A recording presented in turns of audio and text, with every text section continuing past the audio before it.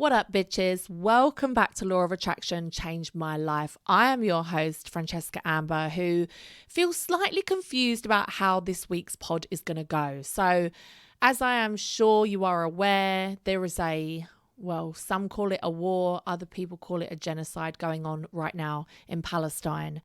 And it is something that is affecting the vibration of us all.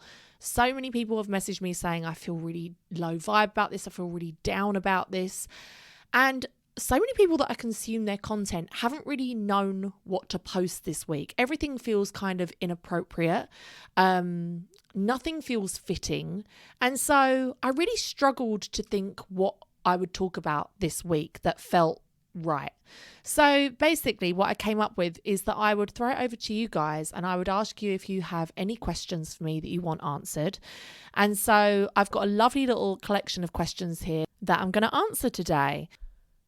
Okay, the first question is very, very appropriate. It is, how do you protect your energy when you are manifesting in troubled times? So, for example, you are feeling guilty or superficial for manifesting what you want into your life. And I think that is something that so many of us can resonate with right now.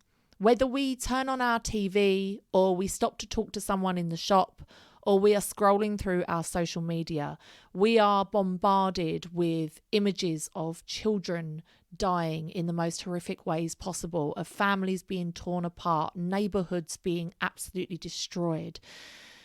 And it can feel really counterintuitive to be like, I want to manifest a lovely new kitchen, or I want to manifest the love of my life. It can feel really at odds with what we are seeing every single day.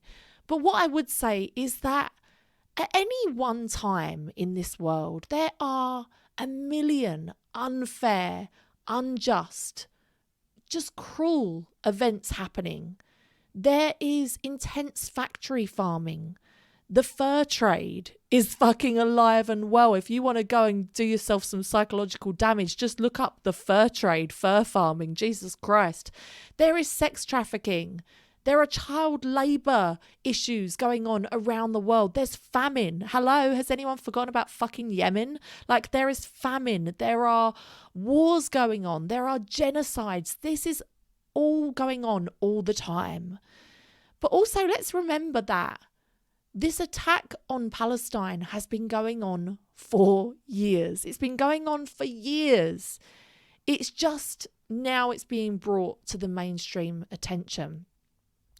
So, of course, we want to be aware of what is going on in the world. I know that so many people who are very spiritual, that are on a high vibe, they refuse to watch the news, they refuse to read the newspapers. And I kind of am on board with that a little bit. I think that you can have so much of your energy sucked up with these narratives that they're trying to tell you of, you know, how you should be feeling, what you should be scared of. And I definitely don't subscribe to that. However, I do think that we should be aware of what is going on in the world. I know that when we're at school, we learn so much about the Holocaust. And people would ask, how the fuck was this allowed to happen? How was the Holocaust allowed to happen? And the reality is that the Holocaust is happening again right now. We are having a new genocide happening right now. And that's why we do need to remain aware. This is why we do need to remain awake, because otherwise another Holocaust will fucking happen. So what I would say, how can you protect your energy when you're manifesting in a troubled world, is be informed, pick your cause and help in whatever way you can. Remember that raising your vibration and living your best life will help to raise the vibration of the world, but more immediately the people around you. And that does have a knock-on effect. And someone who is healed, happy and wealthy can do far more to help than somebody who is sad, angry, stuck and poor. In the book club, we've read several wealth books, and this is something that Denise Duffield-Thomas and Amanda Francis and other people that teach about the energy of money always say, is that an empowered, wealthy woman is far more powerful than somebody who maybe is spiritual and, you know, feels, oh, I'm hurting about all these things in the world. But if you don't have any power or money to change anything, like, it's no fucking good. So that's what I would say. Protect your energy. Continue to raise your vibe and be the best person you can be, because you still have to be there for your co-workers or your employees or your children, your family, whoever it is. You still have to show up. You can't be dragged down by every single thing happening in the world. And pick your cause and help it. So I have donated £500 today to Palestine Action, which helps to stop the arms dealer Elbit from operating in the UK, amongst many other things. Because, I don't know, Palestine Action kind of reminds me of, do you remember that old saying of like, you can teach a man to fish? No, wait, that wasn't the saying. You can buy a man a fish, or you can give a man a fish, okay? You give a man a fish and he eats for a day. But if you teach a man how to fish, he can eat for the rest of his life. And I think it's amazing, all of the charities that are getting all of the supplies onto the ground where they can in Palestine, but actually stopping the fucking arms dealers in the first place from operating in the UK and operating in the US is kind of stopping it at the source. So I've donated £500 to them. If you want to donate to, it's called Palestine Action. But choose your cause, whether that is stopping intense factory farming, whether it's stopping the fur trade. When I was in my 20s, I had this goal that I wanted to stop the production of foie gras in the UK. I never actually managed, but if anyone wants to take that on as their own goal, like, become the fucking crazy foie gras lady. Like, don't let it get you down, but choose your cause and help it. Remember, a ship doesn't sink because of the water around it. It sinks because of the water that gets inside it. So remain aware, help where you can, but keep your vibe high.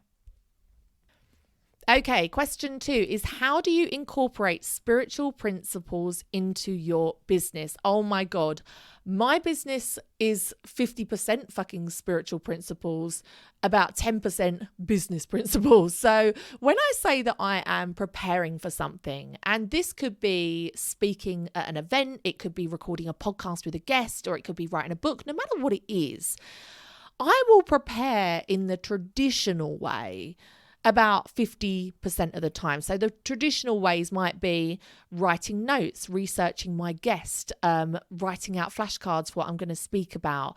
You know what I mean? Like traditional preparation. But then the other 50% is purely spiritual and mindset stuff. So it will be setting intentions and visualizing how I want it to go. It might be driving in my car and listening to my motivational songs and literally movie minding. No, wait, that's not the word. Mind moving. You know, making a movie in my mind of exactly how I want it to go. EFT tapping, creating a vision for it. So I definitely couldn't have one without the other.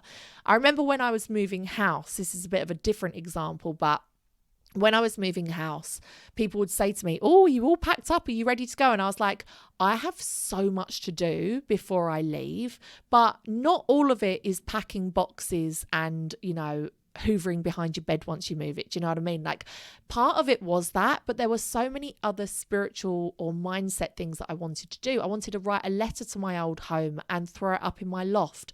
I wanted to set intentions for my new home and buy highly symbolic items that would be the first items to cross the threshold. There were all of these things that I needed to do on a spiritual kind of mindset basis that were not what most people would consider things that you do before you move. So I hope that makes sense. Okay, the next question is, how do you maintain a work-life balance whilst bringing up a family? Well, basically 3 things: planning, and more planning. So Sunday night planning has changed my goddamn life. And I do it every Sunday without fail. I sit down and I plan out all of my obligations, my work days, my appointments, my social time, my quality time with my children on a Sunday night. So I will literally section off days or even times that are dedicated to pure quality time. And it sounds crazy, but I will literally mark it as that. I will put quality time with girls. Like, that is it. So that means phone off, laptop away. And not only that, but I will not even think about work. It is all about pure connection and being focused on them 100%. And that is a fucking privilege. And I'm only able to do that because I plan out the rest of my week. So I plan out exactly what needs to get done that week. So I often talk about, as a mum, having glass balls and plastic balls.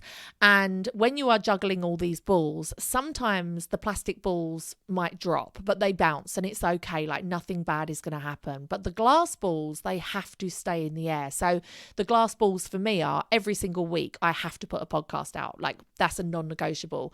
Every single week I have to keep up with my book club commitments because that is my main income. So again, that is a non-negotiable. Another non-negotiable is I have to feed my children 3 times a day. Do you know what I mean? Like I have to feed my children and keep my home clean and warm. Like that's just a non-negotiable. So I plan out what needs to be done. Like I put in the absolute non-negotiables. Then I put what I would like to do. And this is social stuff and even some kind of self-care too, because I recognize that as a caregiver for children, as a mother, as a business owner, a lot of people rely on either the services that I provide or they work for me or work with me or whatever. I have to be my best self. And this is kind of where it comes to like, it's kind of half glass, half plastic. There are some weeks where 100% I don't get any social time or I don't get any self-care time. And it ain't good. Like you couldn't keep that up for long. But most weeks I like to have some of that in there too so that I can operate as my best self. Now, some weeks that might look like a night out with my friends. Another week it could be getting my hair done and a massage. What a fucking treat. Another week it could be a dick appointment. They're all self-care, okay? There's no judgment here. They are all self-care. But planning everything in means that I know I am not falling behind or I'm not stressed about work. And it means that I can be fully present with my children and I enjoy them. So yeah, I guess the answer is that there is a balance. You know, they're in childcare 2 days a week. And I make sure that on those 2 days, I get everything done that I need to. I sometimes need to sacrifice my evenings or social time to make sure that everything gets done towards my goals and what I want to happen in my life. But it means that I have dedicated times that are just about the children. And to me, quality over quantity any day of the week. Okay, next question is, do you believe there is a connection between personal or spiritual growth and business success? Absolutely. Without a doubt, absolutely. We only receive as much as we allow ourselves to. And when you first hear that, you might be like, how fucking dare you? How dare you? I would like to receive all sorts. But the truth is, you are the cock block. What is the name of that very famous book? The Mountain is You. The mountain is you, my friend. Like, you are the person that is allowing yourself to receive what is in your life, whether that is help, opportunities, money, time, fun, whatever it is.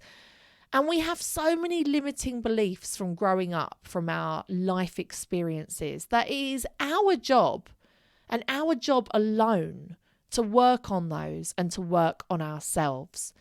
And I know myself, when I first started self-development work, I'd be like, this has happened to me and this terrible thing was modeled to me and I was never shown this and I was, whatever, excuses. Just because other people might have given you your limiting beliefs, it doesn't mean that it's their job to rid you of them. It's your job. It's your job to work on yourself, to shed yourself of everything that is holding you back, all of your limiting beliefs. And the more that you work on yourself, the more that your business will thrive. Because what we receive in life is in direct proportion to how we value ourselves. And again, that comes in the form of money, in the form of relationships, in love, whatever.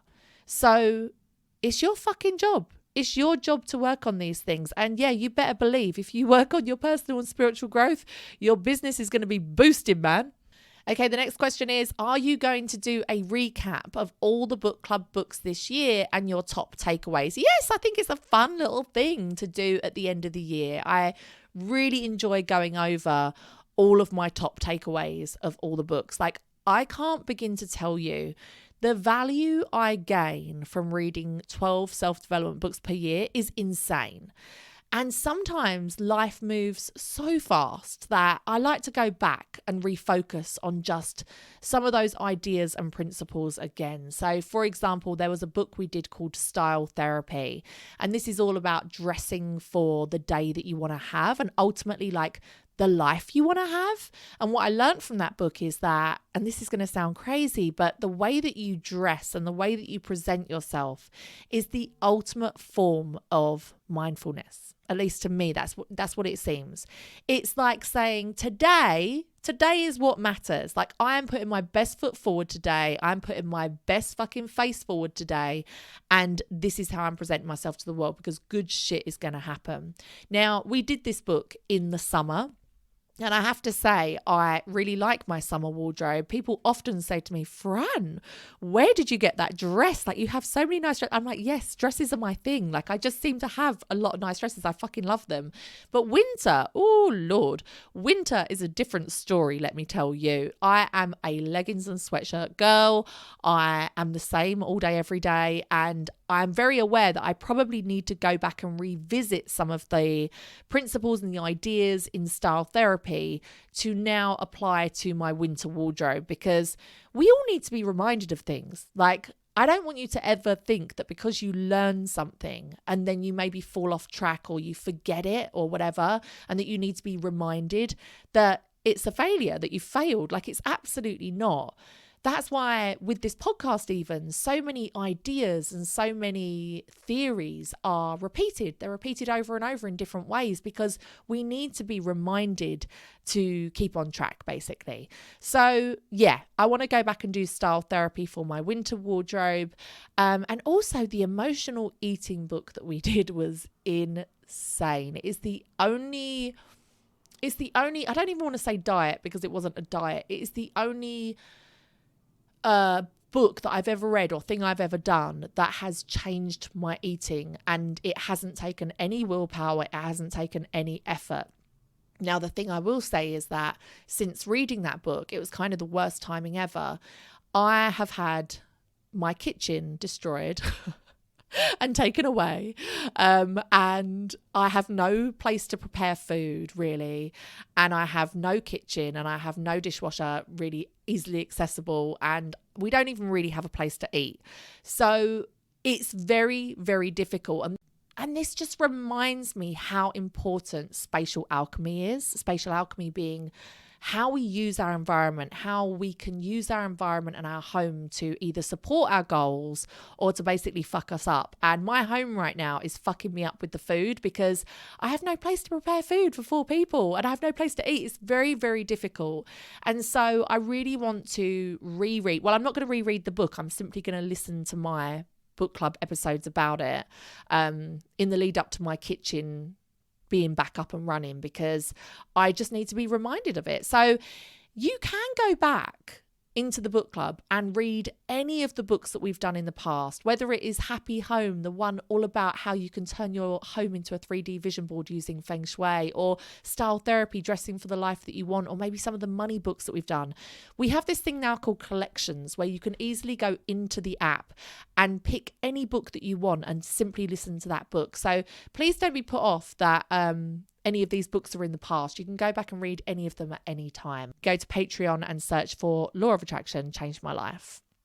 The next question is, where do you see Law of Attraction Changed My Life in 3 years? Oh, so on a very superficial level, I would love to have some like amazing snappy reels of my guests in like a beautifully shot studio. I know so many people have that set up and like have some amazing guests, and I just don't fucking have that. So I would love that. And I would also love for it to somehow be translated to video, like to TV. So I'm thinking Netflix, I'm thinking YouTube. I don't really know, but I would love to, not every week. Like, I hate podcasts that are just recorded every week because it ain't a podcast then, it's a fucking video. Like, I'm not talking about that. The thing I love about podcasting is I can sit here with no makeup on and no one knows. But I would love to do some maybe like documentaries or one-off shows that I don't even know. I don't even know really what format yet, but I know that's the direction that I would like to go.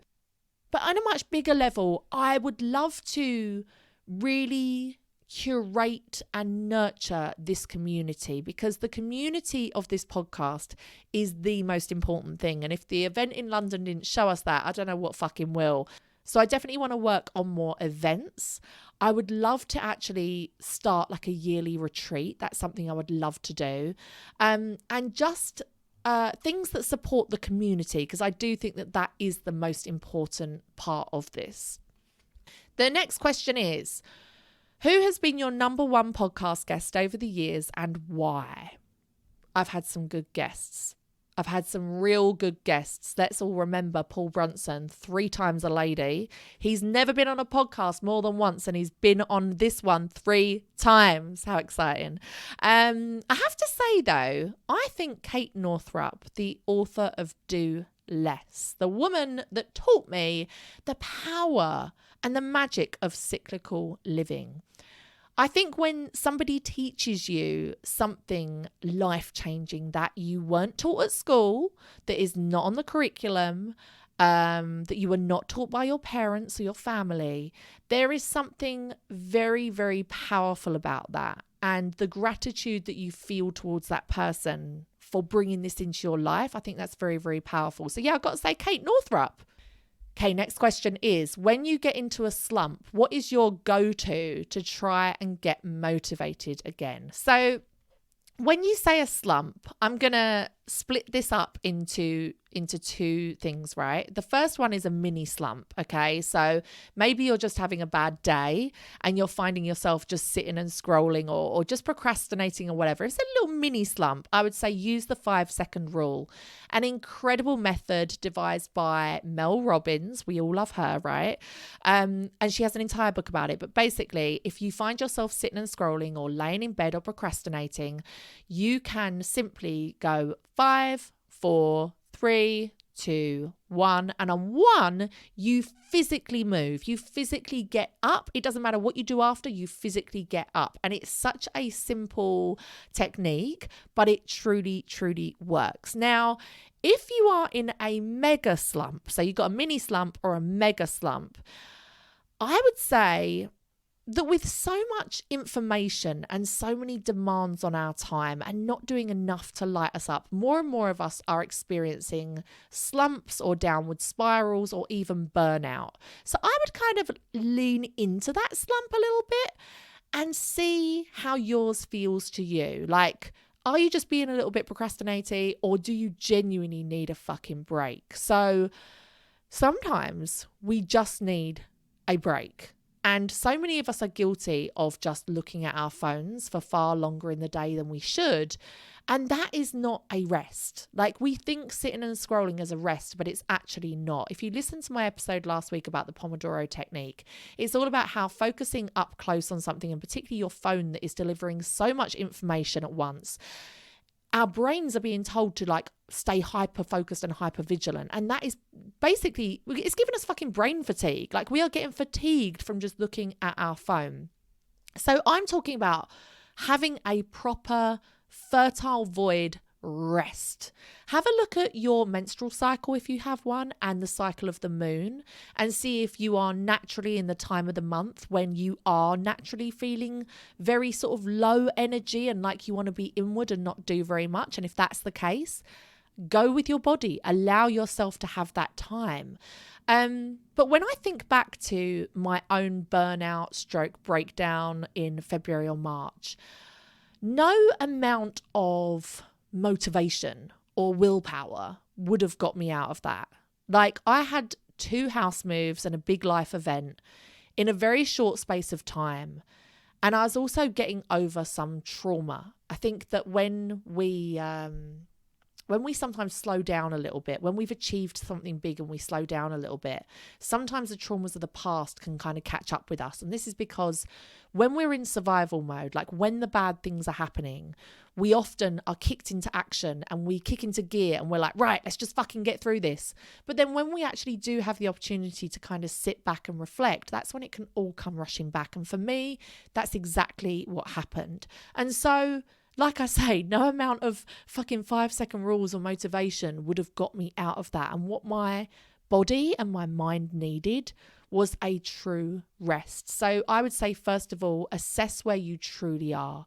Like, identify if you are approaching burnout or if you're just being a lazy fucker, because both can be true, right? Like, we just need to identify which one you are. So if it's just that you are lazy, that you are procrastinating, again, lean into that for a couple of days and see how you feel. So I did this recently. I think it's partially because I'm living in a building site and partially because we are coming into sort of autumn and winter and stuff. But I recently just got into really bad habits with like bad eating, going to sleep really, really late and not being as productive. And productive, I think, can sometimes be a bit of a toxic word. But when I say productive, I mean in any sense, like doing the things that bring me joy, keeping my environment nice, self-care for myself, like all of these things. I just got into a bit of a rut where I wasn't spending my days how I would really want to. And I think sometimes you want to almost let it get like a little bit bad. And then you decide, right, enough is enough. And you just make one positive action. Just take one positive action. And for me, that always is decluttering. If I'm feeling overwhelmed, if I'm feeling really demotivated, if I'm feeling really down, for me, decluttering is like the catalyst for change for me. And once I start, like, I can't fucking stop. So just pick something that you can do easily that will just change the course of your behavior. So again, last week I was talking about the Pomodoro technique, and I love this technique. It's literally changed how I work, how I live. And what it's taught me is that your body needs periods of rest and renewal throughout the day, but also throughout the month. So if you maybe are just berating yourself for procrastinating and then doing negative things like scrolling on your phone that actually isn't giving yourself a rest, and then expecting yourself to just keep working on top of your brain already working, you're just going to fucking burn yourself out. So instead of relying on willpower to bulldoze through your day and through your to-do list, which, spoiler alert, will always make you feel like you're coming up short, just try the Pomodoro technique. And you truly can change your life and your situation just 25 minutes at a time. If you've not listened to last week's pod, go back and listen to it. I guarantee it's going to change your goddamn life. The next question is, what are your 3 main priorities for 2024? Oh, I love this question. So, as always, my number 1 priority is just to have an amazing year, an amazing summer with my children. We don't get that many summers with our children. Like, I know that this is like that fucking toxic culture of mums on fucking Instagram with their reels being like, you only get 18 summers with your children. And some people say like, fuck you, this is just putting so much unnecessary pressure on me. But it's true. Although we will still spend time with our children when they're adults, and we will still holiday with them and have amazing times with them, we never get this time back. And I'm acutely aware of that. And also, we're all getting older. And when you're older, you're not going to be able to travel or do things like maybe physical things as much as when you're younger. And so my priority every single year that my children are children is to simply spend quality time, make memories, be in the moment, be present. And that includes a lot of planning. Like, that does include a lot of planning. But yeah, just to have an amazing year in summer with my children and with my friends and family as well. My second priority is my health. I feel like I've done so much self-development work, and my health is truly one of the last pillars of my self-development. And by health, I mean both eating and exercise. So recently doing that book about the emotional eating, complete game changer. I truly believe once I've got my kitchen back up and running, it's going to be a goddamn game changer. But also, I recently discovered this interesting sort of method called exercise snacking.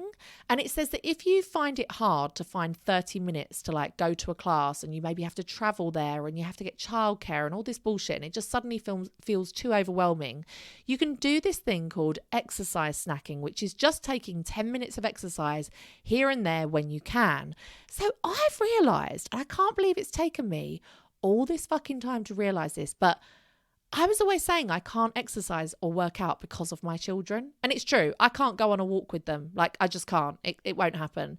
But I can work out with my children there. And better still, they actually make it easier for me than if they weren't there. So last weekend, my friend and I decided to take the girls on their scooters for a walk around this marina where I used to live. And it was glorious. It was beautiful. Then we went to the park and we put them on the swings. Every time we were pushing them on the swing, we decided to do a squat or a lunge. Let me tell you, there is no motivation like your child saying, more, like push me higher. I fucking pushed those children on the swings for, I'm going to say 40 minutes. I did so many squats and lunges that I thought my legs had fucking broken the next day. I could barely walk. It was incredible. And it made me realize, oh my God, I can work out with my children there. And not only that, it's setting a good example for them. They find it really entertaining. They don't want a mum that's just like sitting down resting. They want a mum that's up and being active. So I've started doing all these things, right? I've started putting Just Dance on YouTube. Spoiler alert, you don't need Just Dance. You can just put it on YouTube and your children think that they are playing it, but they're not. They're just watching a video of it. We do half an hour of Just Dance every night before we go up to bed. And I am literally sweating my balls off. Like, it is insane. It's so much fun. The kids love it. I've even started doing yoga where like they climb on my back and I try and do some yoga poses with the weight of them on me.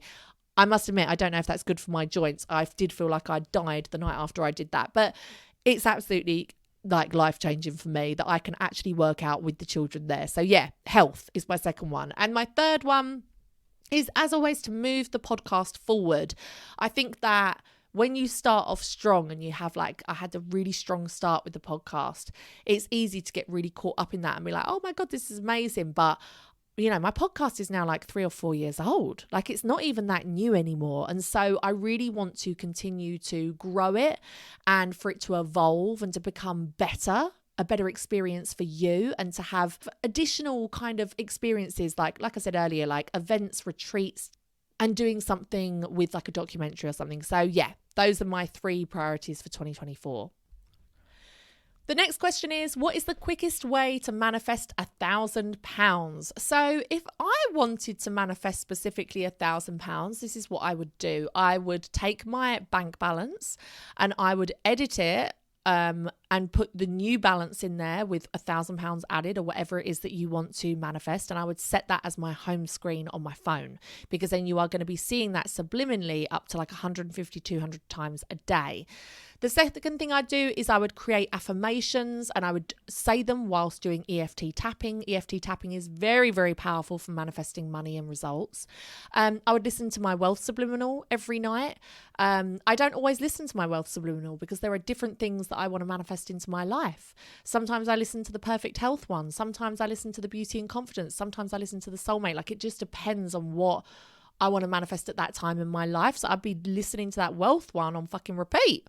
Then on a practical level, I would write a list of the easiest ways that I could earn this whilst being open to the other limitless possibilities.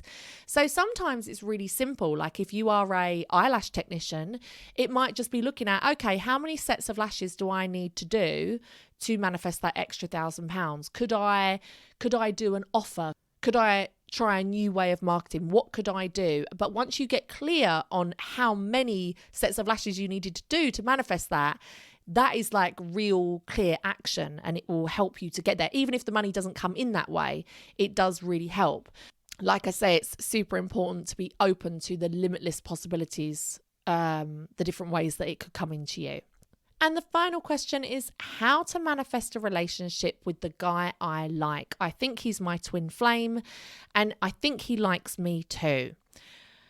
Okay, so if you already know him and you think you like each other and maybe there's a little bit of like a situationship going on there, but you want to manifest it, it makes me nervous that you're saying manifest a relationship with him. Because if nothing's happened, I would just beg you to ask yourself why. So I saw a quote on Instagram the other day that said, you were never asking for too much. You were simply asking the wrong person. And sometimes I think that can be harsh to hear. But do you know what? Real talk. Sometimes I have to go back and rewatch that movie, He's Just Not That Into You. Because let me tell you, when I met my husband, I say that I manifested my husband, right? And when I say that, I really want you to understand a distinct difference. When I was manifesting